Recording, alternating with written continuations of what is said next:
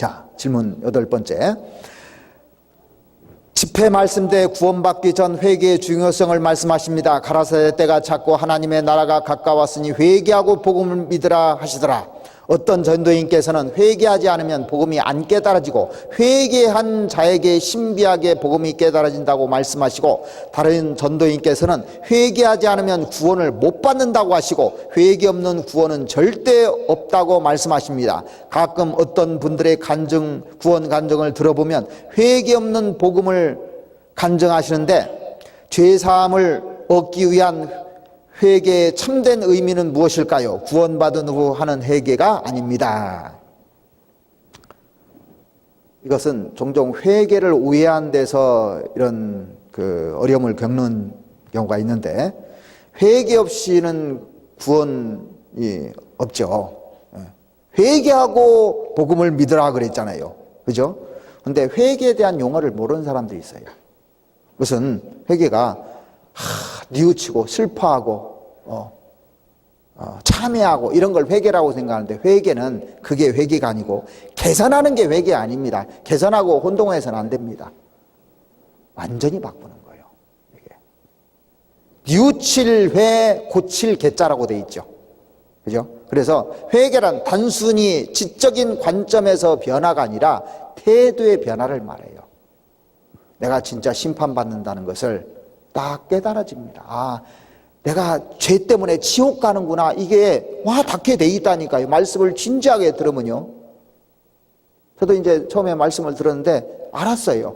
근데 두 번째 듣는데 어디에서 더 확실해지냐면, 마지막 시대 때 일어날 일을 이렇게 쭉 얘기를 해주시는데 그게 너무 확실한 거예요. 확실해. 이게 100%예요. 그러니까 내 죄, 이게 죄짐은 심판받고 지옥 간다는 게 확실해지는 겁니다. 그래서 성경이 사실인 것이 확실하게 믿어지면 내 죄가 얼마나 무섭고 이게 현실이라는 게 느껴지기 때문에 회개할 수밖에 없어요. 아무 생각 없이 이렇게 들어서는 안 됩니다. 성경 들을 때 드라마처럼 그냥 보고 끝나는 게 아닙니다. 실제 사건을 얘기하는 거예요. 예수님이 이 시간에 실제 여기 계시잖아요. 그죠? 실제 사건입니다. 이게 전부 다요. 하나님의 집에요, 제사장이 계시다고 그랬어요. 큰 제사장이 계시다고 했어요. 하나님 집에 내가 있다면 어떻겠습니까? 하나님 집에 있다고 생각해 보세요. 청와대에 내가 있다고 생각해 보세요. 지금요. 청와대 대통령 얘기는 간절하게 들을 거예요. 그건 개념이 없어서 문제예요. 개념이. 이 말씀을 듣는데도 그런 것을 가지고 딱 들으면요, 이게 확 들어옵니다.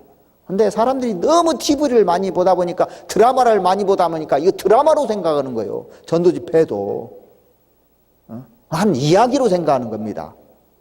하나님 직접 얘기하는 겁니다. 하나님이 나한테 직접 얘기한다고 나와 연결시키는 순간 회개가 됩니다. 연결을 안 시켜서 그래요. 자기하고. 만약에 그런 분이 있으면 진지하게 한번 자기하고 연결시켜서 하나님이 나에게 직접 얘기해 준다고 해야지, 목사님이 얘기해 준다고 하지 마십시오. 그렇게 들으면 안 됩니다. 자, 회개라는 건 뭐와 똑같냐면, 어떤 사람이 병원에 가서 진찰했는데 암이래요. 아, 암이구나. 이게 회개 아니에요.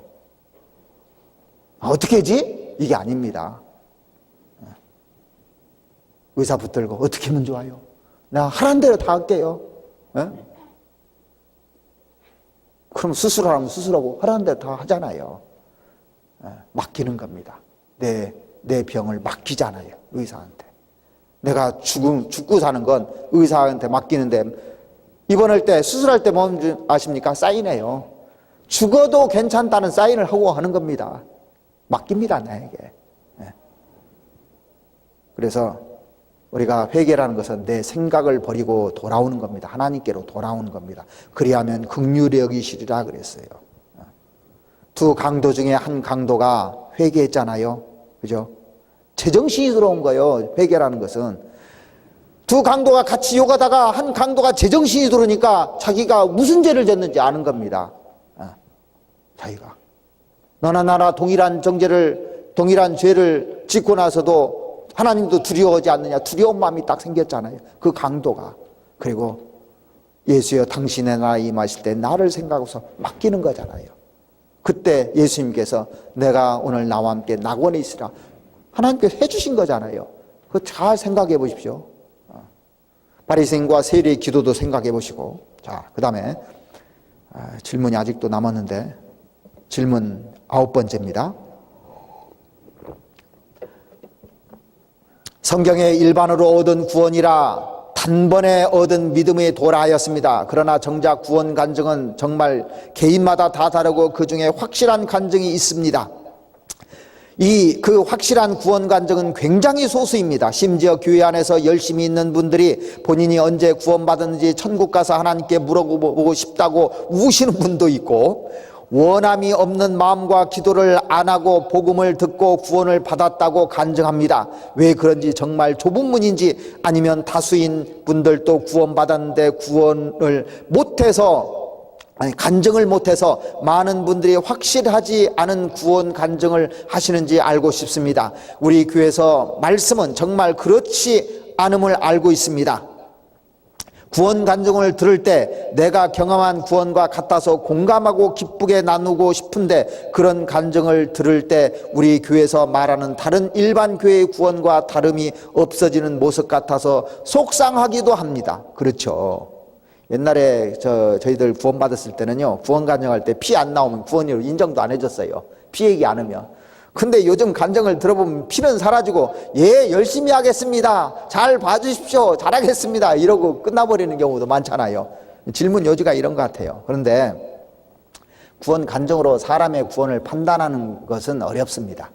어떤 사람은 구원 간증 너무나 잘했는데 구원이 아닌 경우도 있고, 구원 간증은 별로 현찮게 했는데 확실히 구원인 사람 많잖아요. 신앙생활을 하는 걸 지켜봐야 합니다. 그래서 고린도후서 2장에 보면은 하나님 앞에서 구원받은 사람은 그리스도의 향기라고 그랬습니다. 향기가 나는가 안 나는가. 편지라고 되어 있습니다. 고린도후서 3장에 보면 그 무사람이 읽고 알고 읽는 바라 그랬거든요. 다 지켜봐야 하는 거예요. 요즘에는 이제 그런 것들 때문에 구원에 대한 진짜 구원 받았는가 그런 의심을 하는 경우가 있는데, 먼저 구원받은 사람의 구원 간증을 잘 해보십시오. 자, 그 다음에 10번째 질문은 구원받았는데 구원을 받은 경험을 기억하지 못하거나 잊을 수 있습니까? 구원을 받았지만 기억 못하는 경우는 어떤 경우가 있으며 구원받은 경험은 기억하지 못하지만 구원받았다는 증거는 무엇입니까?